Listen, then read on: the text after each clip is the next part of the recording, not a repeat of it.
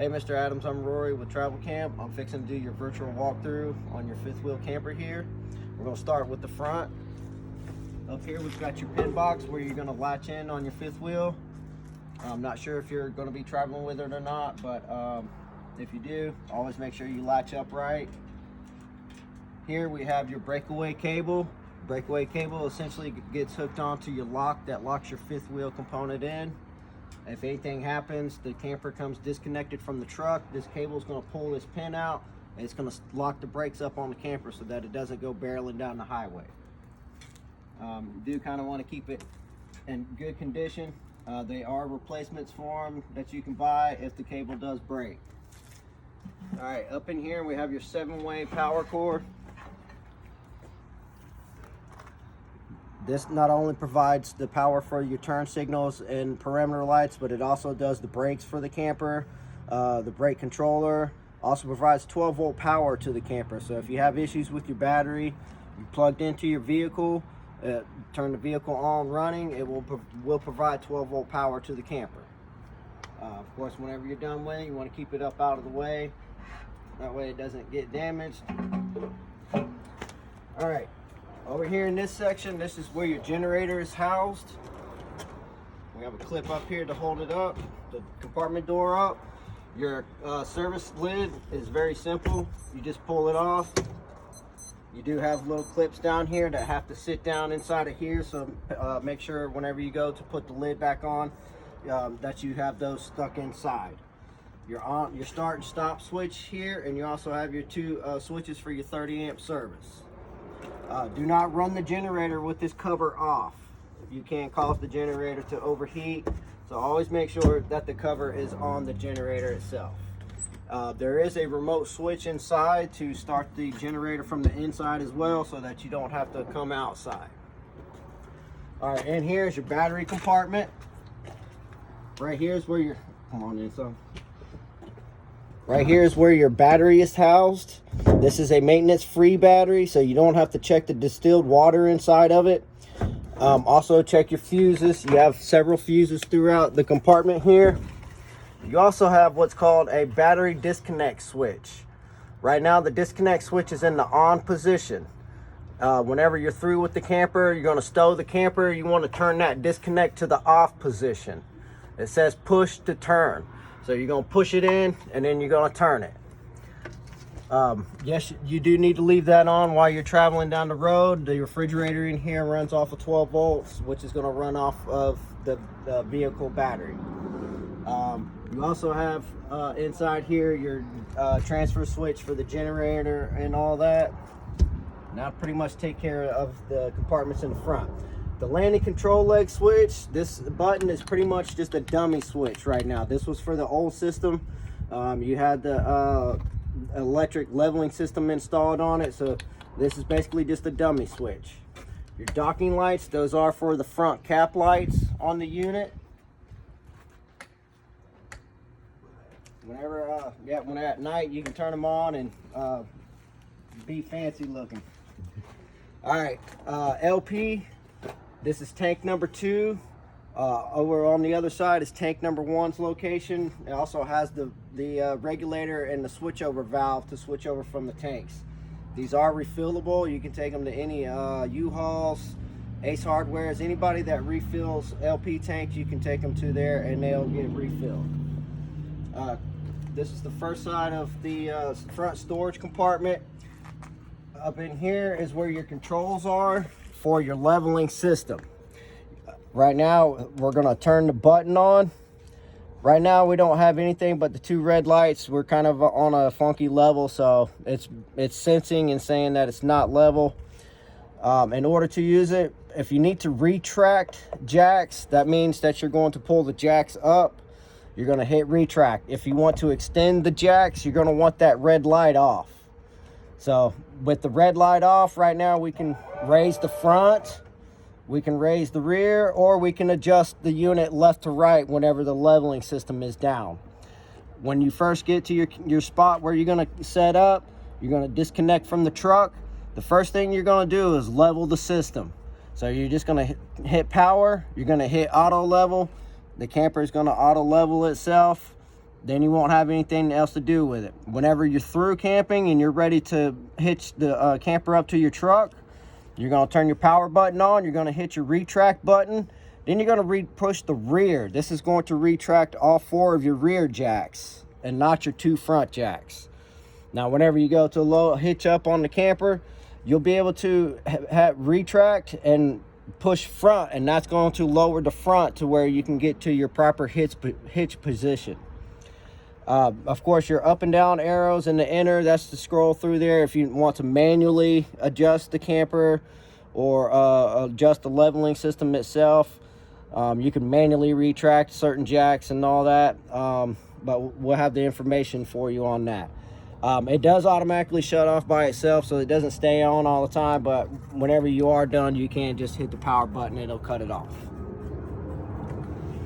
Okay, as far as this crank handle here, it's not going to be used anymore because of your old front stabilizer or front lifting legs. Does not require these anymore, so this will not be inside the unit. You do have a spiral hose in here, however. The spiral hose is for your spray port. It's basically a quick connect system. You can push it in, push that in, that'll give you your water on the little spray hose. Whenever you're done, just push it just like your air hose, quick release it, and get water all over you. Now, of course, you want to empty it out, because if you don't, then you'll have water all in your front compartment. Okay, black tank flush. This is for cleaning out your black tank number 1. The most important things on this and your city water connection is the screen gasket. If you do not have a screen gasket in here, I don't care how tight you tighten the water hose on there, you're essentially pushing water inside the camper. So always make sure that you have that screen gasket in your black tank and in your city water connections. Your black tank, if you have to fill your black tank up, that's going to be your only way of cleaning the tank out the proper way. Of course, you can have the cleaning tablets and stuff all in there, but to me, they don't really do as good of a job as physically cleaning the tank out. Your city water connection. You're going to run your white drinking water hose from point A to point B. This will provide water throughout the whole camper under the city pressure. If you're going boondocking, you're going to want to fill your fresh water tank up. You know, screw your cap, you're basically just going to set the water hose inside. There's no screwing on, no snapping or anything like that. Just let it sit and fill. Turn the water on about half throttle. You don't want it to go in there full blown. Yes, it does have overflow tubes, but the overflow tubes are very small in diameter and not meant for high pressure. So just kind of do it at a half throttle, and that way you don't risk the chance of swelling up the tank and busting it. All right, your cable and your satellite connection. You have 2 of them here, and you also have cable and satellite. So your cable connection is going to go to the left connection point. Satellite is going to go to the right connection point. If you have a portable satellite, you can set it up wherever, run your cable to the back side there, and that'll provide you your satellite power. All right, underneath here, you see you have a black and you have this silver or gray valve. This runs for this pipe here, your drain pipe that runs down that way. Whenever you're at the campsite and you have a dump site on your campsite, you're going to connect your hose, you're going to pull all your gate valves open. Basically, it'll act like plumbing at home. Everything will drop down into the tanks, run through the hose, and down into the dump. If you're boondocking, of course, you want to make sure those guys are pushed in. If you don't, you go to unscrew the cap off to dump the tanks, you're going to have quite a nasty mess all over you. So always make sure that those are pushed in whenever you are have to fill the tanks up. All right. Here's where your port is for your sewage pipe. This white valve right here is your fresh water tank drain. Right now it's pulled out, so there's no fresh water inside the tank. Basically, they used to do little small ones, but they've went to the 1 1/4. Gets rid of the water a lot faster. It used to take about 30 to 40 minutes to drain a full freshwater tank. The red hose here is the overflow hose for the freshwater tank. And Over here on this side, you have another gate valve. This is going to be for the rear side. No, this is going to be for the kitchen. I'm sorry. It's going to be for the kitchen. The front one, black and gray, is for the bathroom. This one here is for the kitchen sink. All right, wheels and lug nuts. Your tire pressure on here is a maximum of 110 psi. They do have the low loss indicator caps on them. They are set for a maximum of 110. We set them at 105, which gives 5 pounds of extra pressure for heat expansion when you're traveling down the road. All right, lug nuts, they want you to torque these lug nuts to 100 foot-pounds. We do 102 because we use a 3/4 inch deep well socket, a 3/4 inch extension on our torque wrenches. So if you have any kind of tire issues, yes, you're gonna have to call Road Ranger to come and jack the camper up so that you can get a tire replacement put on there. Anytime you do any kind of tire replacements, you want to make sure you get your lug nuts tight. They also have specifications on when they would like you to check those. They want you to check the wheel lug nuts at 50 miles, 100 miles, and 200 miles. So it's just kind of like a pre-camp checklist there. All right, rear section. This is for the bathroom at the rear. Both the sink and the toilet are going to drain into one tank, which is going to drain from this pipe here. So you do have an tank level indicator on there to let you know what the level is on it. Always be aware of what position the gate valve is in, and make sure your lid is on. All right, we've got the 50 amp power cord. Yes, this does come with the unit. It's a 50 amp, 25 to 30 foot long. Always check your park power wherever you're going to go. Make sure that you're going to have a 50 amp service. There are adapters to go from a 50 down to a 30, but just need to pay attention on where you're going to be plugging in at. All right, your fuel station. Basically, this is for the generator and also for the fuel hose pump that is located inside of here. You're going to fill the fuel tank from here. This will actually turn the pump on, and of course you have the indicator to let you know how much gas is in here. All right, roof access ladder. You're just basically going to pull 2 pins out. Then you're going to pull the ladder away and down from the camper. Then you can relatch your pins if you like. Climb up on top of the roof. Yes, you can get up on the roof. The roof decking on there is 5/16 to 3/8 inch. So it's sturdy enough, a lot sturdier than what your older style campers were.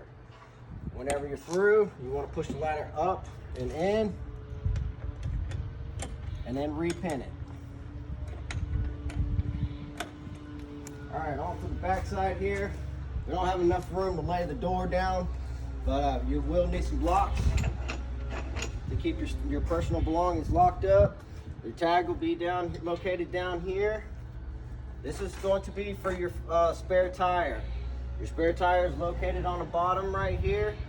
You'll need a 3/4 inch, which I think it does have a crank inside for that, but you'll crank it down, be able to change your tire, and then put the damaged tire back up here or in the hauler itself. All right, around to the side. All right, this unit does come with the lease latch on it, and yes, it is attached to frame. It's not attached to the flimsy J-wrapping, so you can't put a big dog on there and not have to worry about destroying this side of the camper. All right, you have your video cable and also your cable connection for a TV that you sit out here. You see, you have a TV bracket. TV mount is inside, or TV mount is inside. TV bracket is inside. TV mount is out here. 110 receptacle. You set your TV up, bam, you'll be able to entertain outside. I did not remove the old stabilizer system from this whenever I put the new electric leveling system in. So if for any reason you have any issues with that, this is still operational. So you can still be able to use it if needed.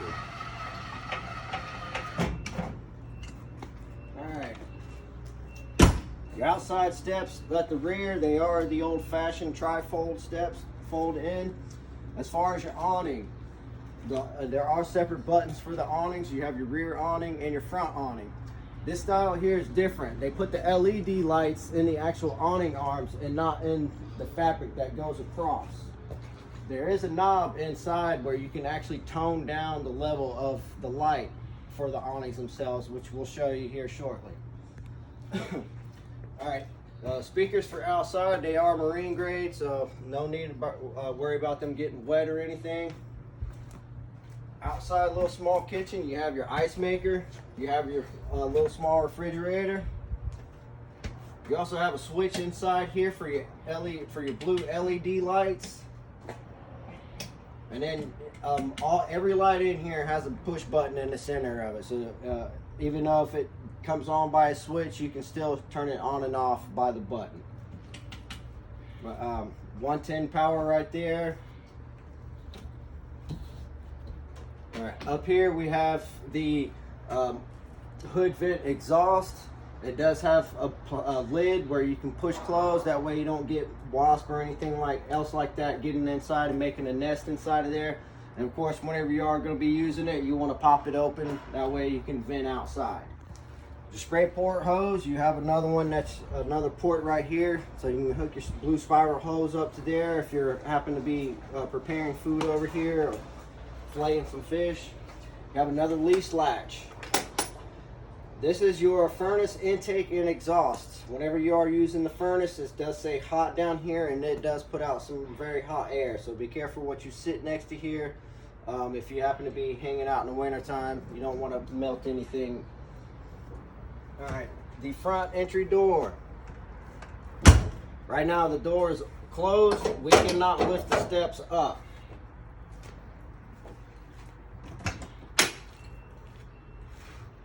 If you leave your door open like this, you cannot do anything with your steps.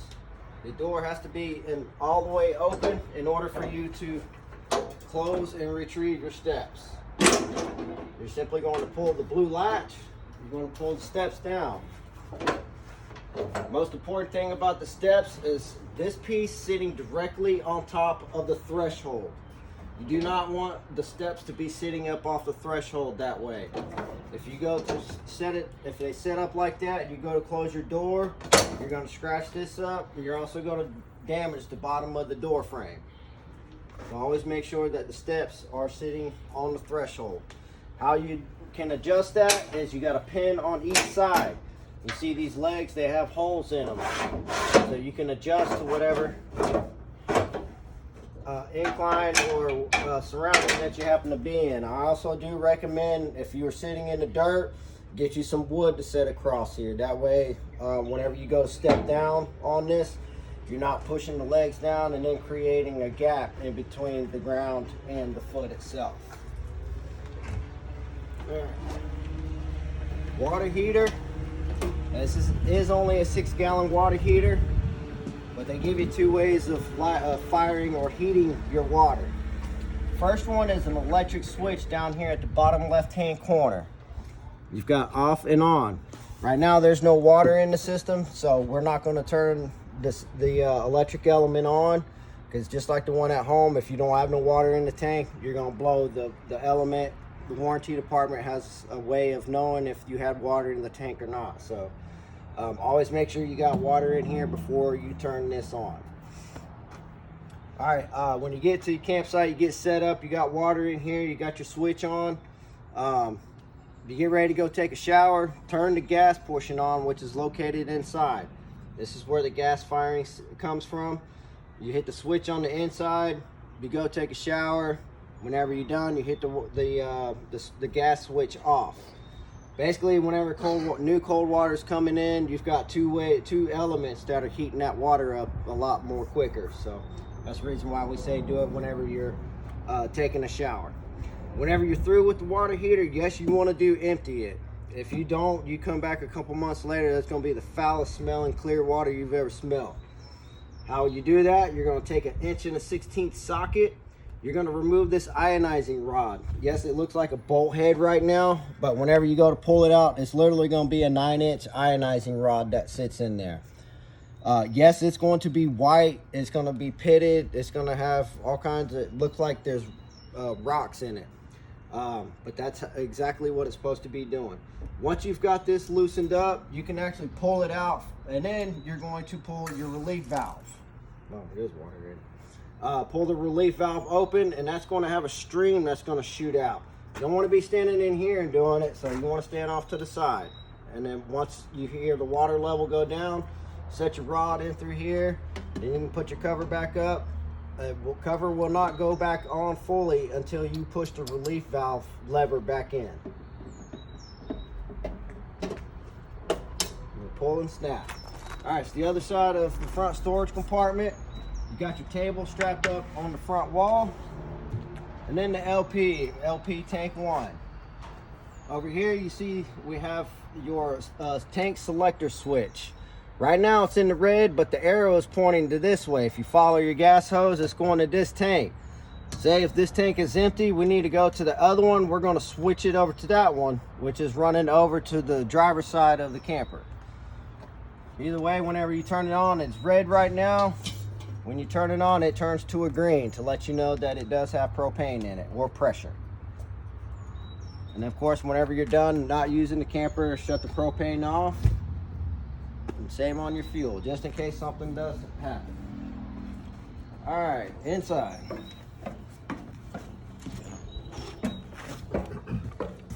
All right, inside down to the bottom here, we've got your generator remote start switch. I told you a little earlier that there was a way to start it from the inside. This is going to be your generator start switch. You're going to push the stop button. You're going to let it go, hold. You got the light, hold for 3 seconds, let go. Then you're going to push start to start the generator. Your electrical power distribution center. This houses all of your 110 breakers and all of your 12-volt fuses. If you'll notice, this is a black smoke lens. Well, if any of these 12-volt fuses are to snap or pop, there's an LED light that's going to emit next to the one that is broken. That way there's not a whole bunch of pulling this one out, pulling out, you know, everything looks good.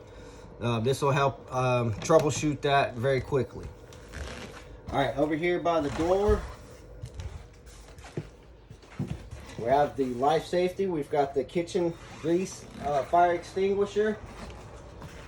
Smoke detector is up by the bedroom. And then we have an LP detector located down here. That's all part of life safety. You do want to check and test them like proper. Your smoke detector runs off a 9-volt battery. There's no 12-volt power to it, so you want to make sure that your battery is okay in it whenever you guys are utilizing it. All right, over here at the front, this is pretty much the command center.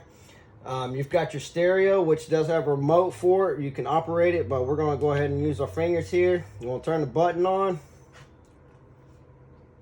All right, we got mute on, so we're going to mute off. All right, zone 1 and zone 2. Zone 1 is going to be your inside speakers. Zone 2 is going to be your outside speakers. So we're going to turn zone 1 off. We're going to press and hold. Now zone 1 is off. Now you just have the music outside. Say you don't want to bother anybody outside, you want music on, so we're going to turn zone 2 off, and then we're going to press and hold for zone 1 to come on. You adjust your volume, and you can also change your channels this way. This is Bluetooth compatible and also HDMI. So if you happen to have a DVD player, you're going to HDMI cable from the back of your DVD player into this. This will go to the TVs. You'll be able to watch videos from there. Here is your solar panel voltage. Basically, it tells you what the voltage of the battery is, so you'll be able to tell if the battery's charging. 14.2 volts. Yes, your battery is definitely getting a charge right now. As long as the sun is out, you'll get a charge. If it becomes overcast or cloudy, you're not going to get very much for a charge. You're going to be relying on the generator or the shore cord. All right, your holding tanks, they do have heat pads on them. So if you're going to be going to some 32 degree or below climates for a while, using the camper, you're going to want to turn that on. Basically keep all the water from freezing. The fresh water, both your gray waters, and both of your black tanks all have a pad on. All right, this switch here, there's one up here and there's also one in the toy hauler. This actually gives you the level of intensity of the awning lights that are on the awning arms. So you can turn the intensity level of the awning arm lights down, or you can turn them all the way up to where they're full bright. Just depends on, how you're wanting to entertain.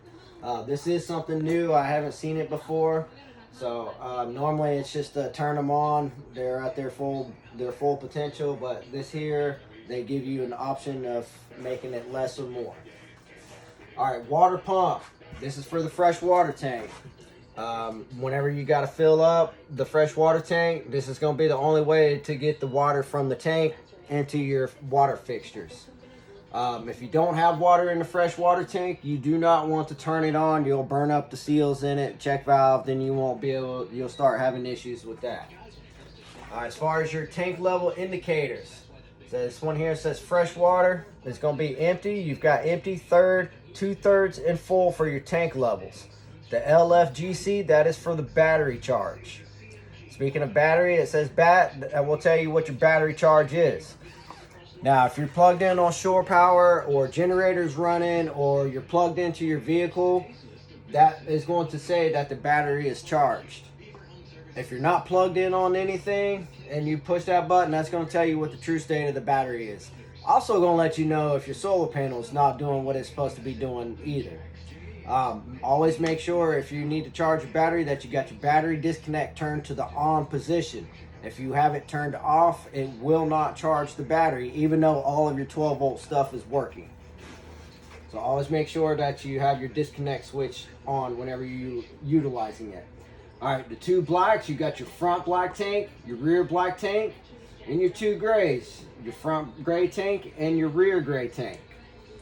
Water heater, this is for the gas portion of the water heater. You've got your electric, which is located outside in the water heater.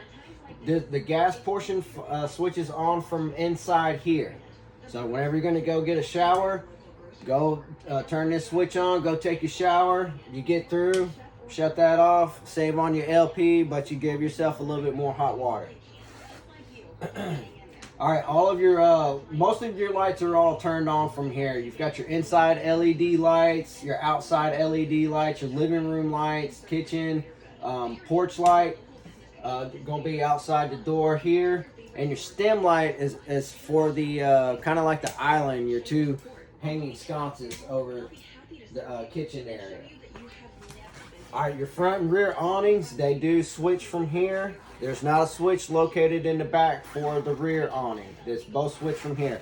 I do suggest having somebody, if you're in a tight area, I do suggest you have somebody outside letting you know whenever you're going to be close to hitting something. Your slide out button, this is also located here. Next is going to be the thermostat.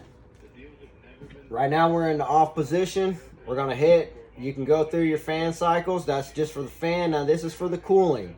You can do cool, high, and low. Most of the time, we're going to go to cool, high, auto. Automatic basically means that the fan and the compressor are going to automatically turn on and off, kind of like your system does at home. Whenever you go to just cool, high, or cool, low, the fan's going to stay running in high or low, but the compressor is going to kick on and off. So it just determines on what your application is, what you're looking for. To utilize the heat, you just simply go to heat and then you adjust your temperatures accordingly. Yes, this does go pretty high. You can actually go 99 degrees in here. But normally we'll go to cool, high, auto, be a normal running for it. All right, storage in the entertainment center, and also for those that are interested in it, this is where your Wi-Fi one control hotspot connection is. I do not know a whole lot about that stuff. This is all starting to be new technology that's coming into these campers, so there is information on this stuff, so you'll be able to do your research on it and find out what's going to be the best application for you. But your Wi-Fi hotspot controller is set up right inside of here. All right, a little bit of storage down here, basically the same space as what's up top there. All right, fireplace down below here. Yes, this does produce heat. Basically, it has a coil heat strip in it. Has a fan that runs. You can adjust your lighting in it. Adjust the intensity level of the lighting. If you want it darker or very bright. Also, you can adjust your temperature from here. It does have a little thermometer on it that tells you what your temperature is. And then, of course, the power button. All right, the couch section over here. This couch has got this nice LED lights on it. Inside the cup holder, you're gonna hit that twice. It has it on the label right there to touch twice or tap twice, and that will turn the LED lights on the bottom and in the cup holders. Your light switch over here controls all of the lights that run across the top of the slide out. You also have USB charge ports. Whenever you're stowing the camper away, the reason why you want to shut your disconnect off is you see that little green light? That little green light is drawing power from your battery. The radio power display draws power from your battery. So all these little tiny items, they're essentially going to drain your battery. So that's why you want to keep your disconnect shut off. All right, as for reclining, the recliners, down on the side here, there is a handle to pull. You're gonna sit down, pull that handle, your leg's gonna plop out. The middle section does not, or yes it does, I'm sorry. This is for the middle section. And then this handle here is for the rear section of it. All right, the blinds, these are new blinds to the RV world, but you're basically just gonna push them up and then you can pull them down. Your wall sconces, they all have a switch that is located at the bottom center of the fixture itself. So each one of them has its own separate switch. All right, the pantry, this is kind of new. They put drawers inside the pantry now, which is kind of cool. Instead of just having a whole bunch of open space, you have more extra storage. You also have lights inside the pantry itself. Again, got a button on the inside to push if you need them on or off. Always make sure your doors are closed whenever you're going to travel. That way they're not swinging around, knocking things around. Storage over the refrigerator is a nice deep cabinet up top there. All right, the refrigerator and the freezer. This is a 12-volt inverted refrigerator. There's no LP. It doesn't run off of 110. It is 12 volts only. Inside the refrigerator is where your control knob is. Right now, this says off grid. When you're going off the grid, you want to try to use as less energy as possible, but you still want to keep your stuff cold. Well, this off grid is where you're going to set the refrigerator to whenever you're primitive or boondocking, and it will keep your stuff cold, just not as super cold like we normally keep our stuff. Whenever you're not using the refrigerator, this little knob down here, you're going to turn you're going to turn that to there. It essentially cuts off the cooling section of the refrigerator, but it leaves the light on. So just whenever you're through with it, done with it, you're going to set it to there. Then we have this little guy right here. We're going to open the doors very carefully, that way you don't beat anything up. We're going to take this and we're going to stick this in there. Then we're going to close our doors. We're still going to push up to latch inside of it. As you can see, it leaves a gap so that the refrigerator can air out instead of sitting there closed up getting molded and mildewed. So whenever you're done with it, you'll have your clip to stick in there. Keep your doors open, let it air out properly. That way it doesn't go stinking the next time you go to use it. All right, over here in this section is the dining section. Yes, you can remove your table. You'll take the legs up. Really, there's nowhere to store it except for maybe back in the hauler. Underneath there is where the furnace section is where that grill is. So if you happen to use the furnace, you want to make sure that it's nice and clear. If not, you're going to burn the furnace up and then you're going to have trouble. All right, on the edge of the sink bar here, we have a GFI receptacle. If you see any receptacles with this sticker on it, it is controlled by this unit right here. Outside receptacles are going to have it. Any receptacles that are by water. Speaking of water, you got your nice kitchen sink here. You have your stream spray selection here. I know this might sound stupid, but I have had a couple people say that they can't figure out how to turn their kitchen sink water on, and they're doing this right here. You literally have to pull it out to get the water to come on. I know that was kind of stupid, but I like to say things that people have complained about or have had questions about. That way there's no more confusion. All right, you got two little drawers down below here.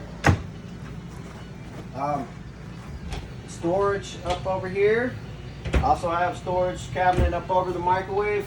The microwave is a 110 only microwave. Basically just like the one that we use at home. Does not run off a 12 volt and definitely not a propane appliance. Alright, more storage over here. Alright, now we're going to get to the stove slash oven. You got this blue light button here. Basically it does the accent lighting and also turns the light on in the oven itself. To start off, we're going to turn to high. We're going to hit our spark igniter. Got the flame turned on. Adjust the temperature however you like. If you have not used the camper or the oven in a while, this is something that we're getting a lot of complaints on. So I'm going to go into kind of more detail on this. Whenever you go to fire your oven up, it's been a while since you've used it, you're going to turn the flame to the arrow. We're going to push and hold this knob in for about a good 20 to 30 seconds. Keep the door open, but we're going to have that pushed in for 20 to 30 seconds. Once you have, you can also sit there and hit your spark igniter. Your spark igniter does all three burners and also the oven compartment. Once you have the pilot flame lit up, slowly release that knob. If that pilot flame is still lit, then you can go ahead and adjust to whatever your temperature that you're needing. When you're done, shut it off. After you've turned it on, after you've used it that one time, say you're going out for a couple weeks, you shouldn't be able to have any problems with pushing that in for a good 2 to 3 seconds and then lighting off. But for the first time in a while, it's going to take about a good 20 to 30 seconds of holding that knob in. Alright, your front burner, if you happen to have to boil water for any reason, your front burner is your high capacity burner. Your two rear ones, those are your nominal ones, but your front one is your high capacity. It's going to burn the hardest. Alright, this is your dual purpose backslash cutting board.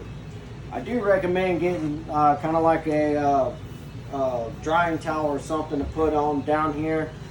These guys here seem like they would scratch up the countertop pretty good or whatever surface that you happen to be sitting it on. So I'd get something kind of rubbery to sit down so that goes sliding around. Of course, whenever you're done, got it cleaned up, you just simply stick it back up on there and be good to go on that. Alright, a little bit of storage down here. Everybody asks about these access boards here. Yes, they are access to all the plumbing inside the camper. If there's any issues with plumbing, you got easy access to connections. This is a camper. When you're traveling down the road, you do basically subject this to hurricane force winds. You're vibrating it, you're shaking it, you know, all kinds of stuff. So fittings and cable fittings, they do come loose. So every once in a while, you want to reach in and grab a hold and make sure everything's good and tight. All right, to the rear. All right, back here you can have everything completely open, or you can close things in. Whatever you do, just make sure that you don't leave it halfway. Wow, that was definitely snapped. All right. If you happen to need the privacy, also you have your washer and dryer connection located down there. So if you have a washer and dryer, you're not going to really be able to keep that door closed. But we're going to take this, we're going to shove it into position there. Now you've got your little small bathroom section. You also have your straps up here.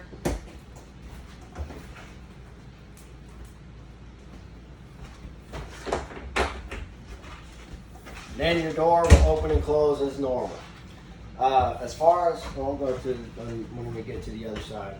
But basically it's just a toilet and a little small sink. Like I said, they both drain into one tank, into the black tank in the rear. So we'll have to keep track of the level at your tank monitor level indicators.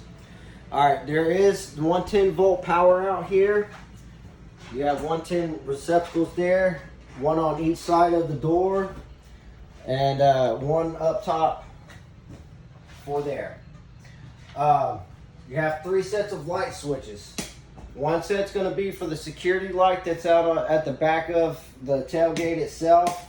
One's going to be for the awning light, and then the other one's going to be for the switch in here. Here's the dial for the intensity of the light on the awning arm. So if you don't want it very bright, you just turn it down. If you want it very bright, you just turn it all the way up. USB charge port. All right, the bed, the power bed, up and down. You push the button, that brings everything down unless you unlatch the system for the top bunk to stay up.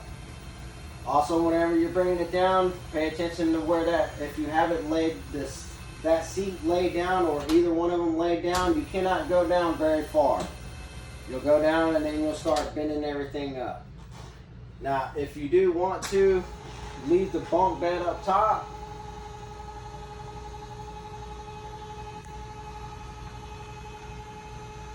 unfortunately, you're going to have to raise it up. All of your pins should be locked in for transport and whenever you have everything set up. Yes, these things will flop around during transport, and then you will start twisting things up and bending things up. So.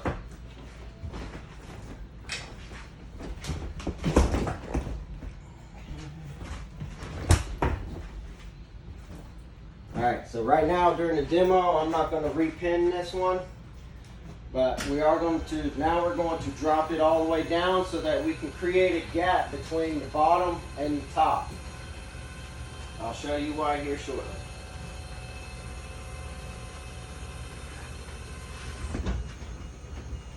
Alright, so now the top has stopped, so now we can take the bottom section here.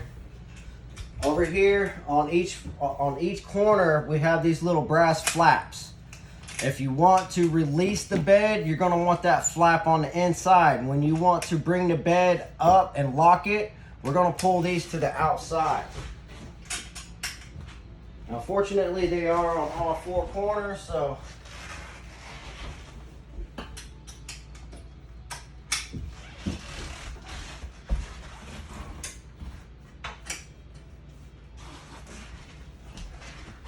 alright, now that we got the flaps on the outside, we're going to raise the whole bed up. This will make a clicking noise whenever this top section gets locked in.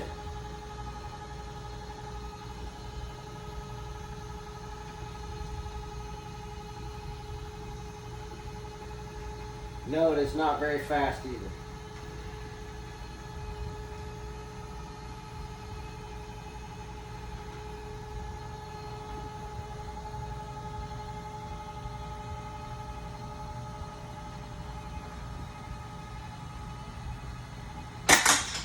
Alright, we've heard all the clicks, so now we can leave the top bunk up top there. We can proceed to bring the bottom down. Say you're going to load something up into here. So we want to make sure that we get everything as wide open and as clear as possible.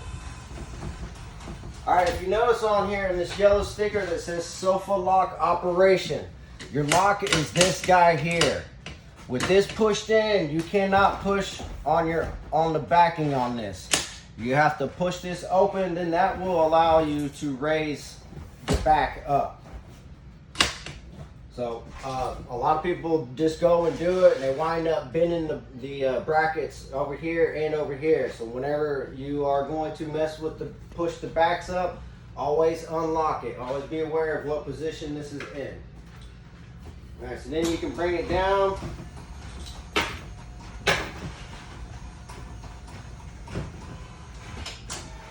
let me show one more thing before I take it all the way down. Whenever you're going to use these for a seat or for couches, leave these legs up. These legs do not need to be down. The only time that these legs need to be down is whenever you're going to use it for a bed. So there is a push button back there. You push it, release it, then you let it stand down. Whenever you bring the bed all the way down to the floor, these are basically going to give you support. If you try to sit down on this, you're basically going to teeter-totter while you've got it up in the couch or the chair position. So only keep those legs down whenever you're using the bed.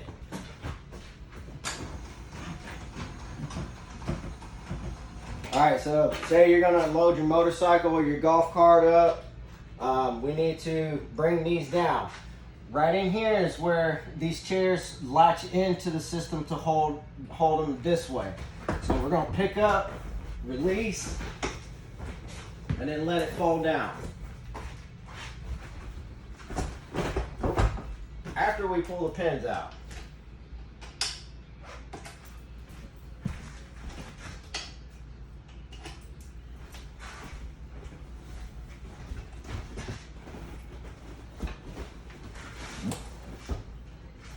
All right, now we've got them down. We're going to take our pins and we're going to put them back in. Basically, this is going to keep these things from flopping out, being able to flop way out and beat up whatever that you've got sitting in here. So always keep these locked in. That gives you your maximum storage. Yes, you can take these out. There are ways of removing the nut, and you can simply take these out. If you need that much more space, you can remove them. As far as your tailgate back here, it's pretty simple and self-explanatory. Once you've got the gate down, you've got your cables hooked up. You're going to take your first gate that's close to the door. You're going to swing it open, and then it actually tri-folds. It folds out in different ways. This guy here just folds out one way, or actually two ways. Folds out, and then it folds out again. So hopefully you'll be able to figure that out. Normally whenever you're here, we're able to open it up and show you. Your ladder for the overhead loft bunk is strapped down to the floor down here. You just cut your cable ties. There is a way to hook it up inside here. And then we'll go off to the front. All right, here's where you're going to hook your ladder. Up here, and then up the loft has a privacy curtain. Fun spot for the kids to hang out and play hide and go seek, I guess. All right, up here to the front, we'll go into the bathroom. There are two ways of getting into the bathroom, one from there, one from the master bedroom. All right, over here we do have a light switch for the bathroom. Once again, push button in the center of all the lights, just in case you don't want that one on. You do have one up here by the front, or by the sink. All right, the exhaust fan. This is a nice 12-inch Max Air exhaust fan, so it will pull out a lot of steam and also a lot of stink. You have your knob here, your speed control knob. It only does 3 speeds. As you can hear, it definitely moves some air around. I do recommend getting a topper put on top of this. That way you can leave it open all the time. If not, whenever it rains, you're gonna have to make sure you come in here and shut it down. That way it doesn't get the bathroom all wet. All right, the toilet. You have your foot throttle down at the bottom here. One thing, whenever you're plugged in on the city water connection, if you happen to step on that throttle and water shoots out and over the toilet, you got way too much water pressure. You need to get your water regulator put on there, tone down the water pressure on it. The plumbing fittings in these campers, they can't handle too much PSI, so getting a water flow regulator put on here will help in preventing any kind of pressure rises. All right, got a little bit of a storage spot for your towels and washcloths. All right, shower. This is a nice wraparound shower. It does have sliding glass doors. You do have a strap here for your travel strap. Make sure that you have this strapped in whenever you go to move the camper around. All right, and when you're taking a shower, you do have your pause button here. Yes, you can upgrade this to a bigger size shower head. That'll probably put out a little bit more gallons per minute. But whenever you get into the shower, you're gonna get in, get rinsed off. We're gonna pause this, then we're gonna soap up. Whenever we're ready to rinse off, we're gonna unpause it, and then that way we can make sure we get hot water while we get washed off. Once you get all washed up, sit in here and hang out until the water goes cold again. Other than that, just make sure that you're travel locked. And yes, we are getting replacements for these because this is rubber, and they are coming back as broken. So we will be able to have replacement ones of these. All right, the kitchen or the bathroom sink. You got the medicine cabinet. Also have another GFI receptacle. Have under storage up underneath the sink. Be careful when you're packing stuff in here. This is the camper. Everything in here is thin walled. It's supposed to be light. So in doing that, they also make it very critical as far as breaking. So if you're going to try to cram a bunch of stuff in there, just be aware you could possibly crack a fitting in the plumbing. So just be conscious of that. All right, to the bedroom. All right, first of all, over here we've got your lights. One is for the LED light over the slide out itself, and then for the overhead light. Speaking of the slide out, this is the button for the slide out for the ward for the bedroom. Also have a thermostat for your second air conditioner. This thermostat, although it may say heat, this does not say heat. This one's just basically air conditioning, and that's it. Yes, you do have air that comes out of the vents from the front or from the rear air conditioner, but this air conditioner can also be used as well for in here only, which you can flop those open, or you can close those and it will actually help out the rear air conditioner with cooling the whole camper off. All right, your fire exit windows. You need to get out of here. You've got this red knob on the screen. We're going to pull that screen off. We're going to take this rod out of the holster, and we're going to push this out, and we're going to jump out. It is quite a drop depending on what kind of level that you're sitting at. If you just want to have the window open just to get some fresh air in, there is a little notch for it to sit in there. That way you can keep the window open. And of course, when you're done, don't want to get water in the camper. We want to make sure that it's closed. The curtains, they're just some simple slide curtains. I'm sure you'll add your taste and personality to it. 110 receptacle on each side of the bed. This is also has 2 USB charge ports in it. This is just a function or a flashlight that Furrion is trying to sell. But they give you the base for it, but they don't give you the unit, but they give you this nice little piece of paper, basically teasing you and trying to want you to buy one. All right, overhead storage over the bed. This is a nice king, looks like a king size, or is this a full? I think it's king. Yeah, it looks like a nice king size bed. USB charge port on that side there with the little green light. Also have storage up underneath the bed.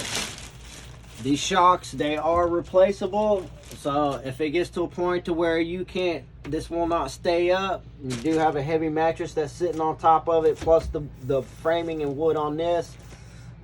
If it gets to a point where it's just falling down, the shocks have gone bad and you do need to replace them. But you definitely have a lot of storage up underneath there. And of course, push it down.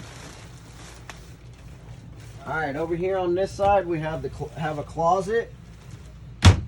Also have the closets in the ward with the mirrors on them. Your little drawers. A light inside here in this section. And of course, the curtains and the window there. Over here in this corner, this little sticker here, it says TV backer. This is where you're going to mount the center of the TV mount directly to this point.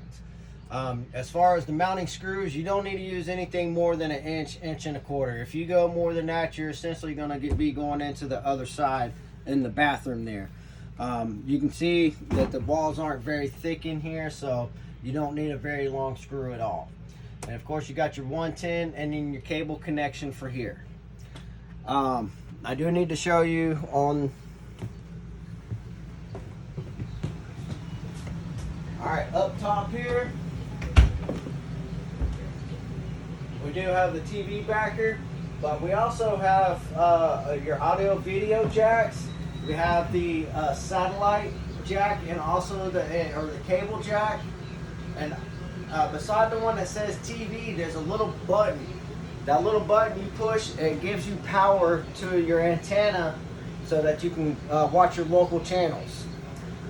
Your antenna is stationary. You do not have to raise it up. You don't have to turn it to try to find a signal. It's omnidirectional. Basically, it just works in a circle. If you're watching park cable, you want to shut that power off to that antenna. The antenna power will interfere with the cable reception. As far as everything else, just make sure you get your roof inspection done like you're supposed to. If any damage happens to occur to any water damage happens to occur because of roof damage, if there's no documentation stating that you did have the roof inspection done in the amount of time that they required, then they're not going to warranty the repair, and you're going to be paying for it yourself. So if you have any questions, don't hesitate to call in and ask. Usually one of us texts, they'll come get one of us, and we'll get on the phone and we'll try to help you out the best that we can. All right, enjoy. Have a good day.